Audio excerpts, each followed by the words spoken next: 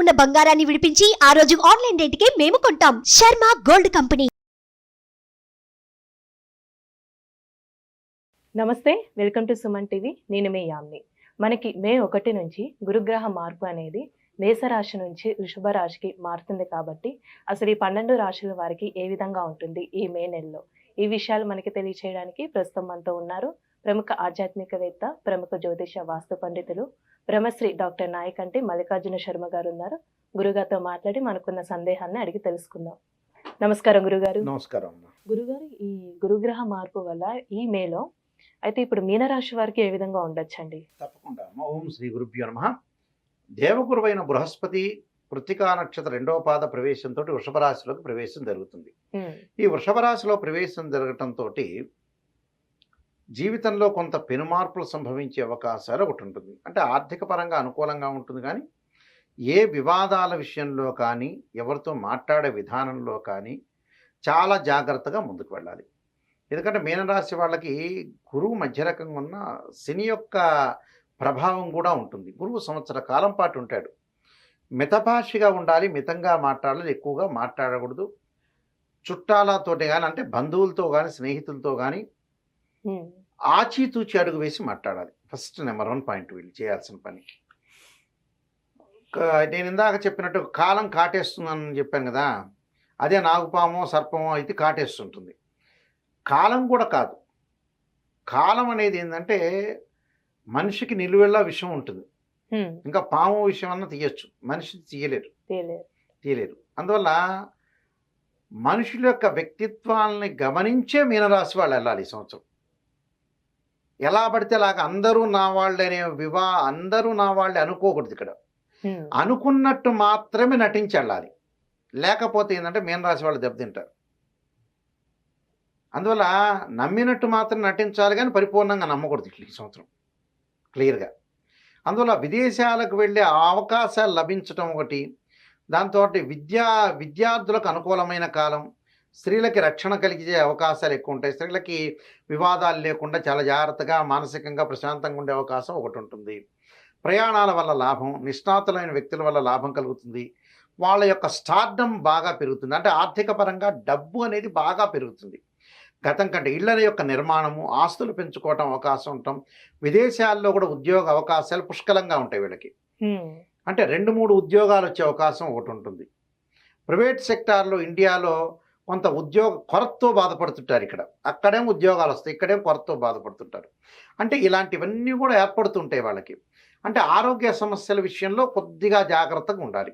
అంటే గతం కంటే కూడా ఇప్పుడు మెరుగైన ఫలితాలు సాధించడానికి కొంత జాగ్రత్తగా పడి ముందుకు వెళ్ళాలి. లేకపోతే అనవసరం రిస్కులు చేసుకోకూడదు. అంటే ఏది కూడా రిస్క్ చేసుకోకుండా, ఎవరితో కూడా ఎక్కువగా మాట్లాడకుండా జాగ్రత్త వహించాలి. అంటే ఎవరితో ఏం మాట్లాడితే వివాదమే అవుతుంది ఇక్కడ. అందువల్ల వివాద రహితుడుగా ఉండాలి వీడు. దానితో పాటు భాగస్వామ్య వ్యాపారం కలిసి వస్తుంది. నూతన వ్యాపారం పెట్టుబడి పెట్టచ్చు, వ్యాపార పరంగా ముందుకు వెళ్ళొచ్చు. ఉద్యోగ ప్రయత్నాలు సఫలీకృతం అవుతాయి, విదేశాలకు వెళ్ళడం కూడా సఫలీకృతం అవుతాయి. అలానే ఇళ్ళు కన్స్ట్రక్షన్ నిర్మాణము, వ్యవసాయ భూమి స్థలాలు కొనుగోలు చేయటం, నూతన వాహనాలు కొనుగోలు చేయటం, కోపం బాగా పెరగటం, అకాల భోజనం, సమయానికి భోజనం చేయకపోవటం, బీపీ పెరగటం, దీర్ఘకాలిక వ్యాధులు కూడా కొంత పెరిగే అవకాశం ఉంటుంది. కాబట్టి ఆరోగ్యం పట్ల శ్రద్ధ వహించండి. ఎవరిని కూడా ఏమనకుండా చాలా జాగ్రత్త వివరించి అనే వాళ్ళందరినీ వచ్చే సంవత్సరం అనొచ్చు. ఈ సంవత్సరం జాగ్రత్తగా ఉండాలి. ఎటు వచ్చే సంవత్సరం గురువు వాళ్ళకి, మీనరాశి వాళ్ళకి అనుకూలంగా ఉండదు, కొంచెం కోపం పెరుగుతూ ఉంటుంది. ఈ సంవత్సరం కొంచెం జాగ్రత్తగా ప్రశాంతంగా ఉండి జీవితాన్ని ముందుకు తీసుకుని వెళ్ళాలి. అంటే ఏదైనా సరే జీవితంలో ఒక క్యారెక్టర్ మనకి ఈ సంవత్సరం గ్రహస్థితి బాగలేదంటే దానికి సొల్యూషన్ ఏమిటంటే జాగ్రత్తే. ఆ జాగ్రత్త ఏమిటి? డబ్బులు ఖర్చు పెట్టడంలో జాగ్రత్త ఉండాలి. ఇక్కడ మితభాషిగా ఉండాలి, ఎక్కువగా మాట్లాడు. బంధువులతో, స్నేహితులతో కూడా లిమిటెడ్గా వ్యవహరించాలి. దానిలో మంచి వాళ్ళు ఎవరు, చెడ్డవాళ్ళే గమనించాలి. శత్రువులు దూరంగా వెళ్ళే అవకాశం ఉంటుంది. ఈ సంవత్సరం మిత్రులు ఉన్న వాళ్ళు నెక్స్ట్ శత్రువులుగా అవుతారు, శత్రువులు మిత్రులుగా అవుతారు. అంటే నథింగ్ ఈజ్ పర్మనెంట్. ఎవరు కూడా శాశ్వతం కాదు. ఇక్కడ ఏది కూడా శాశ్వతం కాదు. అందువల్ల చాలా జాగ్రత్తగా గమనించి ప్రతిదానికి కూడా మనం కొద్దిగా ఓపికతో వ్యవహరించి, ఆ ఓపికతో పాటు కొద్దిగా కాలానుగుణంగా వెళ్ళటం మంచిది. అలానే ఇప్పుడు ప్రైవేట్ ఉద్యోగస్తులు గాని గవర్నమెంట్ రంగానికి సంబంధించి ఏ విధంగా ఉంటుందండి? Private Promotions. ప్రైవేట్ ఉద్యోగస్తులకి ప్రమోషన్ ఉంటాయి, గవర్నమెంట్ ఉద్యోగస్తులు కూడా ప్రమోషన్ జరిగే అవకాశం ఉంటుంది. అంటే అనుకూలమైన వాతావరణమే ఉంటుంది ఇక్కడ, ప్రాబ్లం లేదు. కానీ ప్రతి దానిలో కూడా కొంత ఆలోచన చేసి ముందుకు వెళ్ళాలి. అంటే ఉపయోగకరమైన వస్తువులు మాత్రమే కొనుగోలు చేయాలి. వీళ్ళు ఏంటంటే ఉపయోగం లేని వస్తువులు కూడా ఎక్కువ కొనుగోలు చేస్తారు. అంటే ఉపయోగకరమా కాదా అనేది కూడా కొంత ఆలోచన చేయాలి. అంటే ఉపయోగాన్ని బట్టే మనం ముందుకు వెళ్ళాలి. లేకపోతే ఏంటంటే అనవసరం డిస్టర్బెన్స్లు పొందకూడదు. అలాంటి ఆలోచనలు కూడా చేసుకొని ముందుకు వెళ్ళాలి. అంటే డిస్టర్బెన్స్ పొందకుండా ప్రశాంతమైన వాతావరణానికి నిర్ణయం చేసుకొని ముందుకు వెళ్ళాలి. ఆ నిర్ణయం చేసుకోలేదనుకోండి అనవసరంగా రిస్క్ పడతారు వీళ్ళు. అలాంటి రిస్క్ పడకుండానే జాగ్రత్తగా చూసుకోవాలి. అందువల్ల ఇలాంటి విషయాలు శ్రద్ధగా పెట్టి శ్రద్ధతోనే చేయాలి.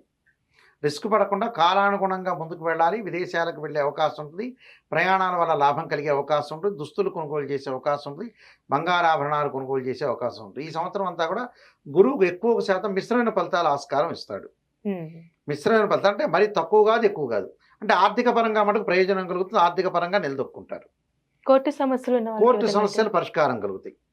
కోర్టు సమస్యలు కూడా పరిష్కారం అవుతాయి. అన్నదమ్ముల మధ్యలో సఖ్యత, భార్యాభర్తల మధ్యలో అనుకూలంగా ఉండే అవకాశాలు ఎక్కువగా ఉంటాయి. అంటే అన్నీ కూడా అనుకూలమైన ప్రయత్నాలు సఫలీకృతం అయ్యే అవకాశాలు ఎక్కువగా ఉంటాయి. అంటే ఎలక్ట్రానిక్ గూడ్స్, ఆధ్యాత్మిక పరంగా ఉండే వ్యక్తులకు కూడా పేరు ప్రఖ్యాతలు ఎక్కువ వచ్చే అవకాశం ఉంటుంది. వివాద రహితుడిగా ముద్ర వేసుకునే అవకాశం ఉంటుంది. అంటే ప్రతి పనిలో కూడా జాగ్రత్త వహించి ముందుకు వెళ్ళటంలో తప్పు లేదు. కానీ విద్యార్థులకి అనుకూలమైన కాలం, అలానే స్త్రీలకు కూడా ఉన్నతమైన అభిప్రాయాలతోటి మనం ముందుకు వెళ్ళాలని ఒక ఆలోచన కలుగుతుంటుంది. కాబట్టి ప్రతి పనిలో కూడా మంచి ఆలోచనలు కలుగుతాయి వీళ్ళకి. ప్రతి దానిలో అంటే భార్యాభర్తల సమస్యలు రాకుండా కాపాడుకోవాలి. కొన్ని ప్రత్యేకంగా పరిహారాలు అంటే చేసుకోవాలి. పరిహారం అంటే ఏం చేస్తే మంచిదండి? విష్ణు సహస్రనామ పారాయణం ఒకటి, లలితా సహస్రనామ పారాయణం ఒకటి, ఓం నమః శివాయ పంచాక్షర ఒకటి, 2 జంట సర్పాలను దానం చేయటం ఒకటి. దానితో పాటు వీళ్ళు చేయాల్సిన దేవానాంచ ఋషీనాంచ గురుకాంచన సన్నిభం బుద్ధిమతం త్రిలోకేశం తమ నమామి బృహస్పతి అనే మంత్రాన్ని శరీరే జర్జరీభూతే వ్యాధిగ్రస్తే కళేవర ఔషధం జాహ్నవీతోయం వైద్యో నారాయణహరి అనే మంత్రాన్ని కూడా చక్కగా చదువుకోవటం వల్ల కూడా మన జరిగే అవకాశం ఖచ్చితంగా ఉంది. చాలా చక్కగా తెలియజేశారండి మీనరాశి వారికి సంబంధించి. ధన్యవాదాలు మీకు. సుమన్ టీవీలో మీ పర్సనల్ అండ్ బిజినెస్ ప్రమోషన్స్ కోసం కింది నెంబర్కి కాంటాక్ట్ చేయండి.